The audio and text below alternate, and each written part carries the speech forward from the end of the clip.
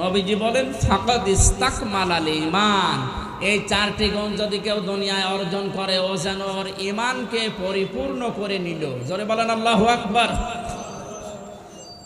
আমি সহ যারা শুনলাম এখন থেকে এই হাদিসটার উপরে যেন আমল করতে পারি, নবীজি আল্লাহ তাওফিক দিন। জোরে বলেন আমিন। সূরা মুলক থেকে 2টা আয়াত পড়েছি, জবান খুলে তাফসীর শোনার নিয়তে। শয়তান যদি আশপাশে থাকে যেন চলে যায়। বলে আউযু বিল্লাহি মিনাশ শাইতানির রাজিম, বিসমিল্লাহির রহমানির রহিম,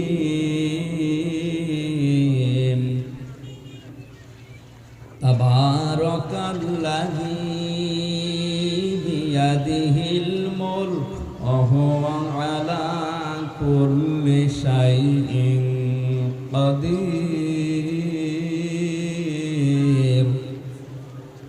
আল্লাযী খালাকাল মাউতা ওয়াল হায়াতা লিয়াবলুয়াকুম আইয়ুকুম আহসানু আমালা ওয়া হুয়াল আজিজুল গফুর। সাদাকাল্লাহুল আযীম। সূরা মুলক কোন সূরা? বলেন বলেন। মুলক শব্দের শাব্দিক অর্থ বলার দরকার নেই, এ ঝামেলা।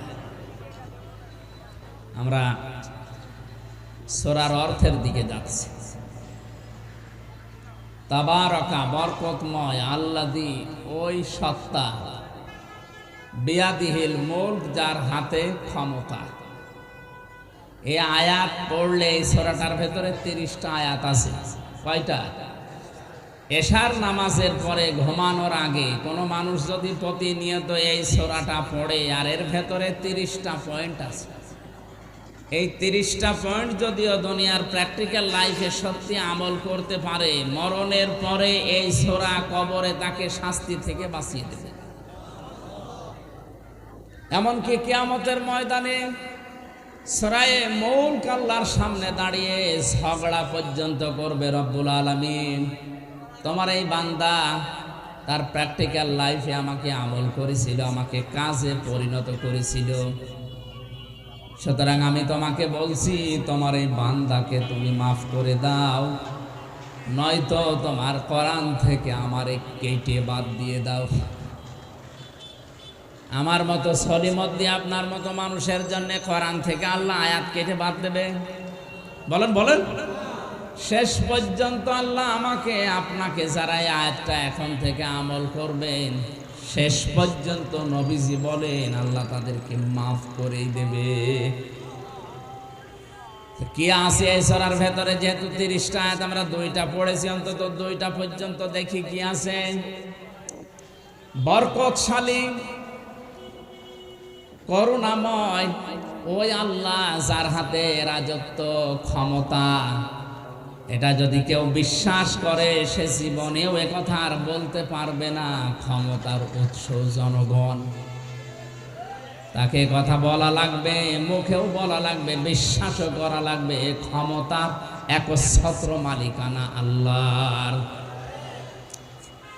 তাবারাকা শব্দ দিয়ে আল্লাহ আয়াত শুরু করলেন কেন? যতগুলো তাফসীর আমি দেখেছি, মুফাসসিরিন ইকরাম জানিয়েছেন যত রকমের দোষ দুনিয়ার মানুষ আল্লাহকে দিতে পারে, সব দোষ থেকে, সব আয়েব থেকে আমার আল্লাহ নিজেকে আগেই মুক্ত ঘোষণা করছেন। পৃথিবীর অনেকে আল্লাহর নামে দোষ দিয়েছে, আল্লাহর সন্তান আছে, এই জন্য আল্লাহ তাদেরকে কাফের ঘোষণা দিয়েছে, ওরা তারা খ্রিস্টান। অনেকে আল্লাহর স্ত্রী আছে, আল্লাহর পুত্র আছে, এ কথা বলার কারণে আল্লাহ তাদেরকেও কাফের বলে ঘোষণা দিয়েছে, তারা ইহুদি। আজ মুসলমান নামধারী অনেকের ভেতরে এই ধারণা বদ্ধমূল হয়ে আছে। ইহুদি খ্রিস্টানরা সরাসরি আল্লাহকে সন্তান, স্ত্রী আছে এই দোষ দেয়। ওরা নামধারী মুসলমানেরা হয়তো আল্লাহর সন্তান আছে, স্ত্রী আছে, এ কথা বলি না, কিন্তু বলি আল্লাহর সাথে আমার বাবাও আছে। কবরে যে লোকটা শুয়ে আছে এর উপরে এত বেশি বিশ্বাস করে মানুষ, মনে হয় আল্লাহ ওর থেকে অনুমতি নিয়ে তারপরে কোনো কাজ করবে। যে সমস্ত বিষয়ে মানুষ আল্লাহর সাথে শিরিক করতে পারে, তাকে দোষ দিতে পারে, সব রকমের অক্ষমতা, দুর্বলতা, সব রকমের দোষ থেকে, আয়েব থেকে আমার আল্লাহ নিজেকে মুক্ত ঘোষণা দেওয়ার পরে এমন একটা শব্দ দিয়েছেন, বিয়াদিহিল মুলক, আমি আল্লাহর কুদরতি হাতে দুনিয়ার সব ক্ষমতা। হুয়া আলা কুল্লি শাইইন কাদির, সব কিছুর উপরে আমি আল্লাহরই ক্ষমতা চলে। আপনার 3.5 হাত বডি, এইটার উপরেও আপনার ক্ষমতা চলে না। আপনার নাক আপনার কথা শোনে না, আপনার এই হাতও আপনার কথা মতো চলে না। বলেন কেমন করে পায়খানায় যান? যে যদি বলেন আমি কিন্তু এ দেশের মন্ত্রী, কোনো দুর্গন্ধ যেন আমার নাকে না আসে, নাক বলবে বেটা যদি বাঁচতে চাস আগে আমার চেপে ধর। কথা বলছেন, নাকও আপনার কথা শোনে না। আপনার শরীরের অঙ্গ প্রত্যঙ্গ গুলোই তো শুনছে না। এমনকি কিয়ামতের ওই কঠিন ময়দানে এই অঙ্গ প্রত্যঙ্গ যারা আল্লাহর আইনের বিরুদ্ধে ব্যবহার করেছে, এগুলো তাদের বিরুদ্ধে সাক্ষ্য হয়ে দাঁড়াবে। জোরে বলেন নাউজুবিল্লাহ। আল্লাহ রাব্বুল আলামিন বলেন, আল-ইয়াওমা নাখতিমু আলা আফওয়াহিহিম ওয়া তুকাল্লিমুনা আইদিহিম ওয়া তাশহাদু আরজুলুহুম বিমা কানু ইয়াকসিবুন। সূরা ইয়াসিনের 5 নম্বর আয়াতে আছে, কিয়ামতের দিন আল্লাহ মানুষের মুখের উপরে মোহর লাগিয়ে দেবে, সেলাই করে দেবে। হাত আল্লাহর সাথে কথা বলবে। আইদিহিম দিয়ে আল্লাহ শুধুমাত্র এই হাত বোঝাননি, হাত মানে বিভিন্ন রকমের হাত দুনিয়ায় মানুষের চলতে গেলে থাকে। কথা বলবেন, কত রকমের হাত দুনিয়াতে আপনি ব্যবহার করেন। কেউ এই হাত ব্যবহার করছে, কেউ টাকা পয়সার হাত ব্যবহার করে, কেউ ক্ষমতার হাত ব্যবহার করে। দুনিয়ায় যে হাত ব্যবহার করে আপনি আল্লাহর বিরুদ্ধে, মানবতার বিরুদ্ধে অবস্থান নিয়েছিলেন, কিয়ামতের দিন ওই হাতগুলো আপনাকে আল্লাহর বিরুদ্ধে সাক্ষী দেওয়ার জন্য,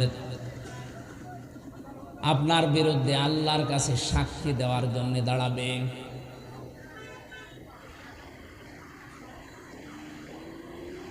কক্সবাজারবাসী, এই জন্য আমাদের এখান থেকে থেমে যাওয়া লাগবে। আমার হাত দিয়ে, সে সম্পদের হাত, ক্ষমতার হাত, এই হাত কোনো হাত দিয়ে যেন আল্লাহ রসুল এবং মানবতার বিরুদ্ধে কোনো কাজ না হয়। আজকে হয়তো অনেককেই দেখতে পাচ্ছি, কিন্তু চোখ বন্ধ করার পরে আমার সাথে থাকা দূরের কথা, কেউ আমার সাথে থাকতেও চাইবে না। কোরআনে কারীম জানিয়েছে, ওয়াকুল্লুহুম আতিহি ইয়াউমাল কিয়ামাতি ফারদা। সূরা মরিয়মের 95 নম্বর আয়াতে আছে, কিয়ামতে প্রত্যেকটি মানুষকে আল্লাহ তার নিজের কাছে ডাকবেন, স্রেফ একা একা। কয়জন করি বলেন বলেন। সুতরাং বিভ্রান্তি যদি কেউ ছড়ায়, কিয়ামতে অনেকে হাজার হাজার মুরিদ নিয়ে উঠবে, এটা পুরা মিথ্যা কথা, এই আয়াতের সাথে সাংঘর্ষিক। কোন মানুষ যদি বলে কিয়ামতে আমার অমক বাবা লক্ষ কোটি মুরিদ নিয়ে আসবে স্লোগান দিতে দিতে, এটা মিথ্যা কথা। আল্লাহর কোরআন জানিয়েছে কিয়ামতে প্রতিটি মানুষ উঠবে। কয়জন করে বলেন বলেন। ফাইদা নুফিখা ফিস-সূরি ফালা আনসাবা বাইনাহুম ইয়াউমাইযিন ওয়ালা ইয়াতাসাআলুন। সূরা মুমিনুনের ভেতরে আল্লাহ বলেন, যখন সিংহায় ফুৎকার দেওয়া হবে, যত রকমের সম্পর্ক আছে মানুষের সাথে, সব সম্পর্ক কাট হয়ে যাবে। রক্তের সম্পর্ক হোক, আত্মীয়তার সম্পর্ক হোক, দলীয় সম্পর্ক হোক। ও কক্সবাজারবাসী, এই সামনে আমার শুধু এই 20,000 মানুষ বসে নেই। মিডিয়ারা কালকে এটা ছড়াবে, তাম দুনিয়ার 750 কোটি মানুষের কাছে এটা ছড়িয়ে যাবে বিভিন্ন ভাষায়। সবাইকে সামনে নিয়ে বলছি, কিয়ামতের ময়দানে সব সম্পর্ক কাট হয়ে যাবে। ওয়ালায়াতাসালুন, এমনকি কেউ কারো সম্পর্কে কোনো প্রশ্ন করার সুযোগ পাবে না। পরিচয় থাকলেও পরিচয় দিতে চাইবে না, ভুলে যাবে। এই জন্য আমার এখনই সাবধান হওয়া দরকার। আজকের এই মাহফিলে সচেতন হওয়ার জন্যই দিয়েছে। আল্লাহ যেহেতু সব কিছুর উপরে ক্ষমতাবান, তার দিকে ভরসা আমারে ঠিক ওই পরিমাণ করা দরকার। কথা বলেন ঠিক কিনা? আমার বাস্তব জীবনের কথা বলছি। আমার 2টা মেয়ে আছে, একটা 10 বছর, একটা এই 3.5-4 বছর। বড়টাকে আমি উপরের দিকে ভাবে ছুড়ে মারলে ও কান্নাকাটি করে, আর ছোটটারে উপরে তুললে ও যত উপরে তুলতে চায় তত আরো হাসে। বড়টা জানে যে আমার বাবা যদি উপরে আমারে ছুড়ে মারে আমারে ধরতে পারবে না, পড়ে গেলে আমার লাগবে, আমার ব্যথা লাগবে। আর ছোটটার ভেতরে এখনো পর্যন্ত ওই বুঝ আসেনি, ওরে যত উপরে ছুড়ে মারি তত হাসে, কারণ ওর বিশ্বাস আছে আমার উপরে আমার বাবা যত উপরে মারুক না কেন নিচে হাত পেতে রাখবে।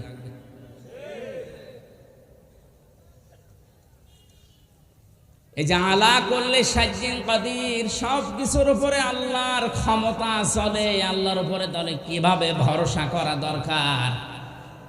আমার মেয়ে ফারিহা জান্নাতের মতো ভরসা আমার উপরে যেভাবে করে, ওই ভরসা এখন আমাদের আল্লাহর উপরে নেই।